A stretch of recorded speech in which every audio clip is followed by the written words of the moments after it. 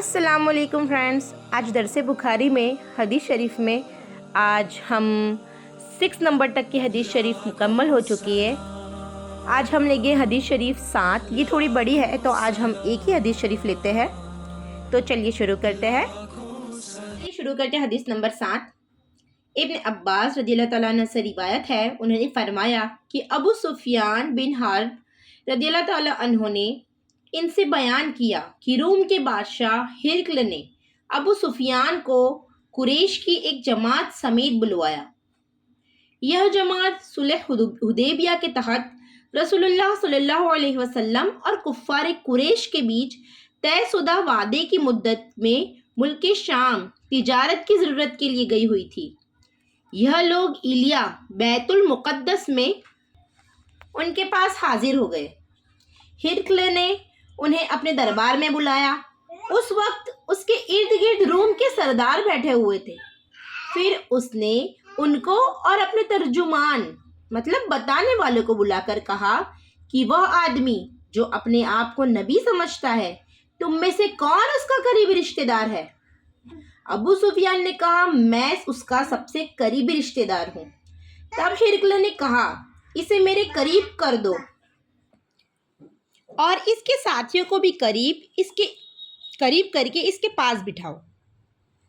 اس کے بعد ہرقل نے اپنے ترجمان سے کہا، ان سے کہو کہ میں اس آدمی سے اس آدمی نبی صلی اللہ علیہ وسلم کے متعلق سوالات کروں گا۔ اگر یہ غلط بیانی کرے تو تم لوگ اس کو جھٹلا دینا۔ ابو سفیان رضی اللہ تعالیٰ عنہ کہتے ہیں کہ اللہ کی قسم، اگر جھوٹ بولنے کی بدنامی کا ڈر نہیں ہوتا تو میں محمد صلی اللہ علیہ وسلم کے بارے میں ضرور جھوٹ بولتا۔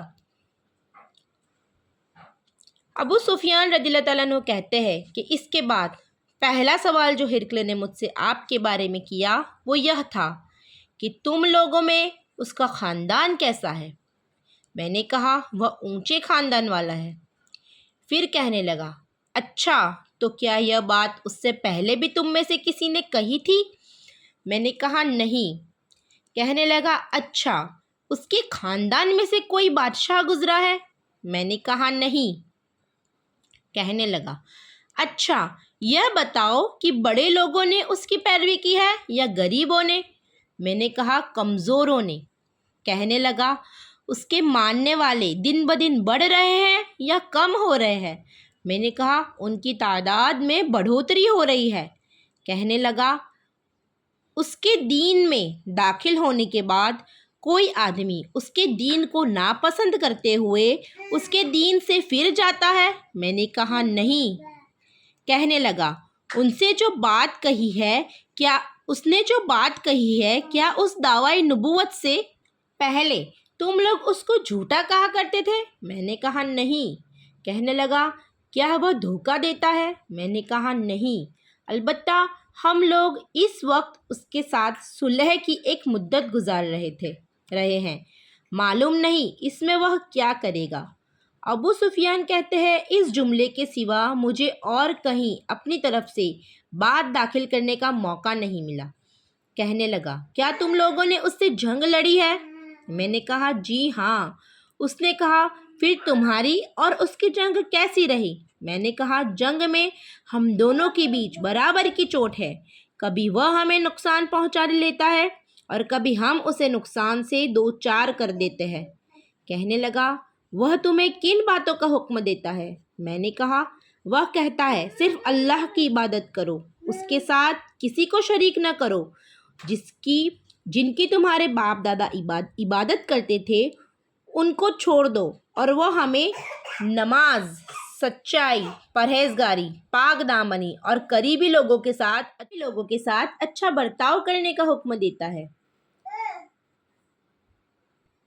اس کے بعد ہرقل نے اپنے ترجمان سے کہا، تم اس آدمی ابو سفیان سے کہو کہ میں نے تم سے اس آدمی نبی صلی اللہ علیہ وسلم کا خاندان پوچھا تو تم نے بتایا کہ وہ اونچے خاندان کا ہے، اور رواج یہی ہے کہ پیغمبر ہمیشہ اپنی قوم کے اونچے خاندان میں سے بھیجے جاتے ہیں۔ اور میں نے پوچھا کہ کیا یہ بات اس سے پہلے بھی تم میں سے کسی نے کہی تھی؟ تم نے بتلایا کہ نہیں۔ میں کہتا ہوں کہ اگر یہ بات اس سے پہلے کسی اور نے کہی ہوتی تو میں کہتا کہ وہ آدمی ایک ایسی بات کی نقل کر رہا ہے جو اس سے پہلے کہی جا چکی ہے۔ اور میں نے پوچھا کہ اس کے بزرگوں میں سے کوئی بادشاہ گزرا ہے؟ تم نے بتلایا کہ نہیں۔ میں کہتا ہوں کہ اگر اس کے بزرگوں میں کوئی بادشاہ گزرا ہوتا تو میں کہتا کہ وہ آدمی اپنے باپ کی بادشاہت کا چاہنے والا ہے۔ اور میں نے یہ پوچھا کہ جو بات اس نے کہی ہے اس دعوی نبوت سے پہلے تم نے کبھی اس پر جھوٹ بولنے کا الزام لگایا تھا؟ تو تم نے بتلایا کہ نہیں، اور میں اچھی طرح جانتا ہوں کہ ایسا نہیں ہو سکتا کہ وہ آدمی لوگوں پر تو جھوٹ باندھنے سے بچے اور اللہ پر جھوٹ بولے۔ میں نے یہ بھی پوچھا کہ بڑے لوگ اس کی پیروی کر رہے ہیں یا کمزور؟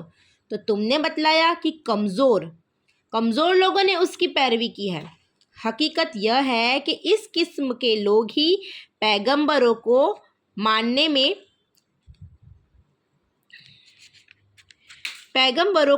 والے ہوتے ہیں۔ میں نے پوچھا کہ وہ بڑھ رہے ہیں یا کم ہو رہے ہیں؟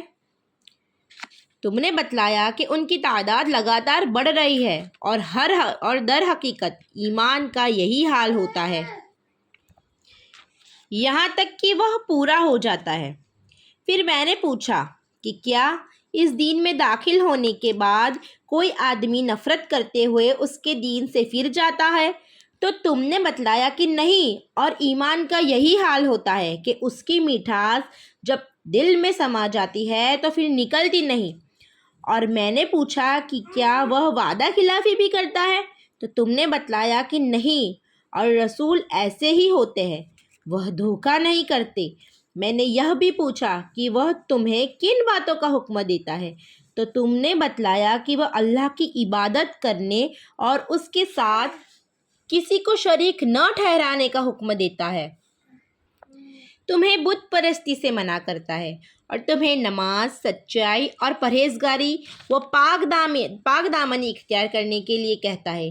تو جو کچھ تم نے بتلایا ہے اگر وہ صحیح ہے تو وہ آدمی بہت جلد اس جگہ کا مالک ہو جائے گا جہاں میرے یہ دونوں قدم ہیں۔ میں جانتا تھا کہ یہ نبی آنے والا ہے، لیکن میرا یہ خیال نہ تھا کہ وہ تم میں سے ہوگا۔ اگر مجھے یقین ہوتا کہ میں اس کے پاس پہنچ سکوں گا تو میں اس سے ضرور ملاقات کرتا۔ اگر میں اس کے پاس مدینہ میں ہوتا تو ضرور اس کے پاؤں دھوتا۔ اس کے بعد ہرقل نے رسول اکرم صلی اللہ علیہ وسلم کا وہ خط منگوایا جو آپ نے دحیہ قلبی رضی اللہ تعالیٰ عنہ کے ذریعے حاکم بصرہ کے پاس بھیجا تھا، اور اس نے وہ خط ہرقل کو پہنچا دیا تھا۔ ہرقل نے اسے پڑھا۔ اس میں یہ لکھا تھا: شروع اللہ کے نام سے جو بڑا مہربان نہایت رحم کرنے والا ہے۔ اللہ کے بندے اور اس کے رسول محمد صلی اللہ علیہ وسلم کی طرف سے ہرقل عظیم روم کے نام، اس آدمی پر سلام جو ہدایت کی پیروی کرے۔ اس کے بعد میں تجھے کلمہ اسلام لا الہ الا اللہ محمد الرسول اللہ کی دعوت دیتا ہوں۔ مسلمان ہو جا، تو محفوظ رہے گا، اللہ تعالیٰ تجھے دوہرا ثواب دے گا۔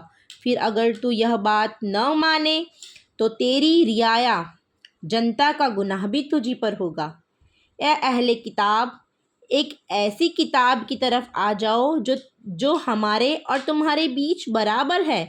ہم اللہ کے سوا کسی اور کی عبادت نہ کریں اور اس کے ساتھ کسی کو شریک نہ کریں، اور ہم میں سے کوئی اللہ کے علاوہ ایک دوسرے کو اپنی بگڑی بنانے والا نہ سمجھے۔ پر اگر یہ لوگ پھر جائیں تو صاف کہہ دو کہ گواہ رہو ہم تو فرما بردار ہیں۔ ابو سفیان رضی اللہ تعالیٰ عنہ نے کہا، جب ہرقل جو کہنا چاہتا تھا کہہ چکا اور خط پڑھ کر فارغ ہوا تو وہاں آوازیں بلند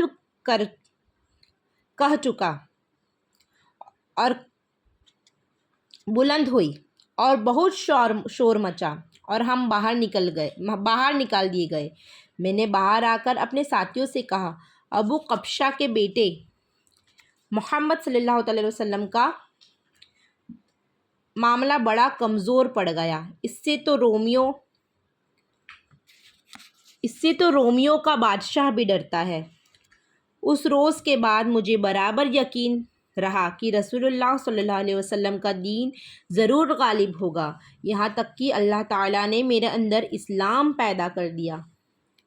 ابن ناطور جو بیت المقدس کے گورنر ہرقل کا کارساز اور شام کے عیسائیوں کا پادری تھا، بیان کرتا ہے کہ ہرقل جب بیت المقدس آیا تو ایک روز صبح کے وقت غمی کے ساتھ اٹھا اور اس کے کچھ ساتھی کہنے لگے، ہم دیکھتے ہیں کہ آپ کی حالت کچھ بوزی ہے۔ ابن ناطور نے کہا کہ ہرقل ماہر نجومی اور ستاروں کو پہچاننے والا تھا۔ جب لوگوں نے اس سے پوچھا تو کہنے لگا کہ میں نے آج رات تاروں پر ایک نگاہ ڈالی تو دیکھتا ہوں کہ ختنہ مسلمانی کرنے والوں کا بادشاہ ظاہر ہو چکا ہے۔ بتاؤ ان دنوں کون لوگ ختنہ کرتے ہیں؟ ساتھی کہنے لگے، یہودیوں کے سوا کوئی ختنہ نہیں کرتا۔ ان سے فکر مند ہونے کی کوئی ضرورت نہیں، آپ اپنے علاقے والوں کو پروانہ خبر بھیجیے کہ تمام یہودیوں کو مار ڈالا۔ اس گفتگو کے دوران ہی ہرقل کے سامنے ایک آدمی پیش کیا گیا جس سے غسان کے بادشاہ نے بھیجا تھا، اور وہ رسول محمد صلی اللہ علیہ وسلم کا حال بیان کرتا تھا۔ جب ہرقل نے اس سے تمام معاملات حاصل کر لی تو کہنے لگا، اسے لے جاؤ اور دیکھو کہ اس کا ختنہ ہوا ہے یا نہیں۔ لوگوں نے اسے دیکھا اور ہرقل کو بتایا کہ اس کا ختنہ ہوا ہے۔ ہرقل نے اس سے پوچھا کہ عرب ختنہ کرتے ہیں؟ اس نے کہا ہاں، وہ ختنہ کرتے ہیں۔ تب ہرقل نے کہا، یہی آدمی پیغمبر اس امت کا بادشاہ ہے جس کا ظہور ہو چکا ہے۔ پھر ہرقل نے اپنے علم میں ہم پلہ ایک دوست کو رومیوں میں خط لکھا اور خود حمص روانہ ہو گیا۔ اب حمص نہیں پہنچا تھا کہ اسے اپنے دوست کا جواب مل گیا۔ اس کی رائے بھی محمد صلی اللہ علیہ وسلم کے ظاہر ہونے میں ہرقل کی طرح تھی کہ آپ نبی برحق ہے۔ آخر ملک کے حمص پہنچ کر اس نے روم کے سرداروں کو اپنے محل آنے کی دعوت دی۔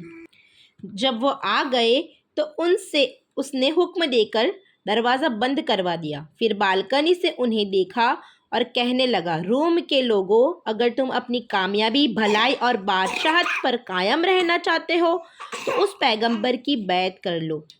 یہ اعلان حق سنتے ہی لوگ جنگلی گدھوں کی طرح دروازوں کی طرف دوڑے، دیکھا تو وہ بند تھے۔ اب جب ہرقل نے ان کی نفرت کو دیکھا اور ان کے ایمان لانے سے مایوس ہوا تو کہنے لگا، ان سرداروں کو میرے پاس لاؤ۔ وہ جب آئے تو کہنے لگا کہ میں نے ابھی جو بات تم سے کہی تھی وہ صرف آزمانے کے لیے تھی کہ دیکھوں تم اپنے دین پر کس قدر مضبوط ہو۔ اب میں وہ دیکھ چکا۔ پھر تمام حاضرین نے اسے سجدہ کیا اور اس سے راضی ہو گئے۔ یہ ہرقل کے ایمان لانے کے متعلق آخری معلومات ہے۔